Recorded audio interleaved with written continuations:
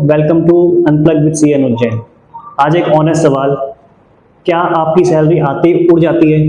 महीने के पहले हफ्ते में तो हम रॉयल फील करते हैं, स्टारबक्स की coffee, weekend movie, Zomato orders.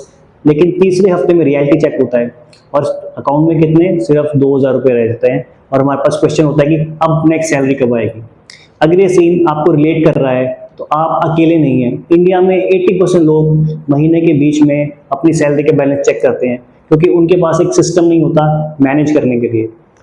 तो आज मैं बताऊंगा कि एक सिंपल और प्रैक्टिकल सिस्टम 60-20-15 रूल जो इंस्पायर्ड है बहुत सारे फाइनेंशियल एडवाइजर्स के फाइनेंशियल विजडम से।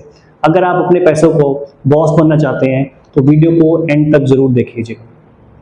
ज़रा सोचिए, सैलरी आती है 1 तारीख को, रेंट चला गया, इलेक्ट्रिसिटी बिल चला गया, ईएमआई ऑटो डेबिट हो गया और फिर वीकेंड पे थोड़ा शॉपिंग कर ली, स्विगी, पेट्रोल भरवा लिया, ये सब कर लिया और बस 20 तारीख आते आते लगता है कि अरे कुछ बचा ही नहीं।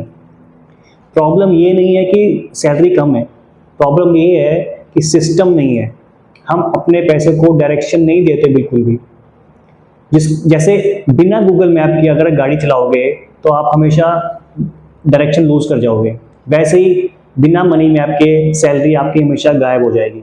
तो चलिए बनाते हैं अपना पैसा मैप। 65-20-15 रूल। रूल नंबर 1, आपकी सैलरी का 65% सिर्फ आपके रोजमर्रा के खर्चों पर जाना चाहिए। आप इस 65% में आते हैं 2 हिस्से, नीड्स यानी ज़रूरतें, वांट्स यानी इच्छाएं। नीड्स में क्या क्या आता है? किराया, राशन, बिजली, पानी, इंटरनेट, पेट्रोल, ट्रांसपोर्ट, ये सब ज़रूरी है। और वांट्स में नेटफ्लिक्स सब्सक्रिप्शन, वीकेंड पे बाहर खाना, बर्थडे गिफ्ट्स, ओकेजनल शॉपिंग, ये सब वांट्स में आता है। उदाहरण के लिए अगर आपकी सैलरी 60,000 है तो 39 to 40,000 से ज़्यादा आपका महीने का खर्च बिल्कुल नहीं होना चाहिए। लेकिन एक्चुअल रियलिटी में होता क्या है कि हम 50,000 खर्च कर देते हैं और बाकी 10,000 को देख लेंगे बोलकर छोड़ देते हैं। रिजल्ट क्या होता है? कोई सेविंग नहीं। एक दोस्त का एग्जांपल बताऊं, मेरे एक दोस्त है रोहन, उसकी सैलरी 75,000 है। हर महीने बोलता था इस बार बचाऊंगा, और 25 तारीख तक उसका बैलेंस बिल्कुल जीरो हो जाता था। जब उसने ये 65% रूल अप्लाई किया तो उसने लाइफस्टाइल में छोटे छोटे चेंजेस किए। नेटफ्लिक्स का फैमिली प्लान लिया, बाहर खाने की फ्रीक्वेंसी थोड़ी सी कम कर दी और 3 महीने में 25,000 तक का उसने इमरजेंसी फंड बना लिया। यानी सिस्टम सिंपल है but consistency is very very important. अब आते हैं सबसे पावरफुल पार्ट पे, 20% rule which is financial security.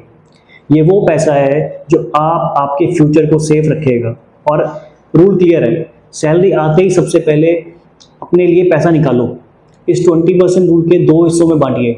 Emergency fund, कम से कम 6 से 12 महीने का खर्च हमेशा लिक्विड फॉर्म में होना चाहिए। मान लीजिए आपका जॉब लॉस हो जाए या मेडिकल इमरजेंसी आ जाए तो ये फंड आपकी डिग्निटी को हमेशा बचाएगा। Second part is investment. ये पैसा आपको वेल्थ बना के देगा। Mutual funds, SIP, index funds, जो भी लॉन्ग टर्म हो उसमें डालिए। जैसे मेरा एक फ्रेंड है जो कि एक टीचर है, उसने अपनी सैलरी का कुछ part which is 5,000 per month उसने सिप में लगाना शुरू कर दिया और 5 साल में उसके पास अच्छा खासा फंड जमा हो गया जिसके एज पर 20% रूल। बहुत सारे फाइनेंशियल एडवाइजर कहते हैं कि money grows only when you respected. I repeat, money grows only when you respected. So 20% को सेक्रेड मानिए, खर्च के बाद नहीं, उससे पहले बचाइए। अब आते हैं सबसे इंटरेस्टिंग पार्ट पे, 15% ड्रीम फंड। ये वो पैसा है जो आपकी लाइफ को एक्साइटिंग बनाता है।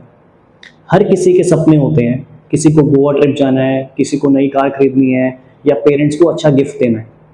आपका भी कोई ना कोई ड्रीम फंड या ड्रीम गोल जरूर होगा, लेकिन हम हमेशा बोलते हैं अगले साल कर लेंगे। क्यों? क्योंकि फंड हमारे पास रेडी नहीं है, हमने उसको प्लान ही नहीं किया कभी।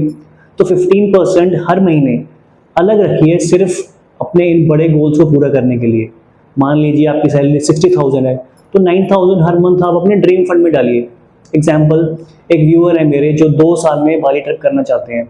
उन्होंने 15% रूल अपनाया, हर महीने 8,000 बचाए और 2 साल में अराउंड 2 लाख का उनके पास जमा हो गए और बिना किसी EMI के, बिना किसी गिल्ट के और फुली कैश। अब सोचिए, ये सिर्फ ट्रैवल नहीं था, ये उनकी फाइनेंशियल फ्रीडम का टेस्ट था।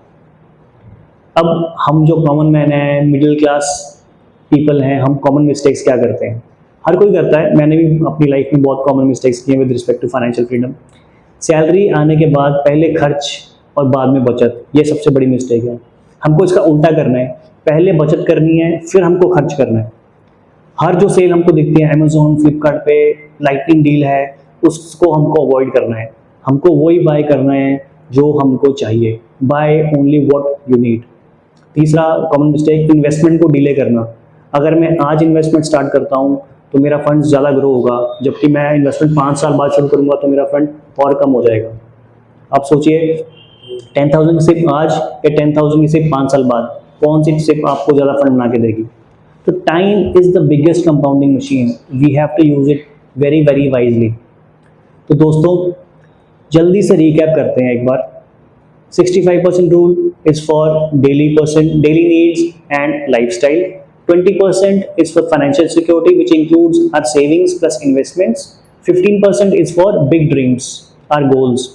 अब आप इसे 3 महीने तक कंसिस्टेंटली फॉलो कीजिए और आप देखेंगे स्ट्रेस कम होगा, सेविंग्स बढ़ेगी और आप अपने पैसों पे कंट्रोल महसूस करेंगे।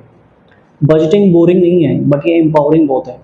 हर एक रुपया जो आप डायरेक्शन देते हैं वो आपके लिए काम करेगा। तो आज ही अपनी सैलरी को उठाइए, उसको 3 हिस्सों में बांटिए और अपनी फाइनेंशियल जर्नी को रीस्टार्ट कीजिए। अब आपको एक्शन क्या लेना है?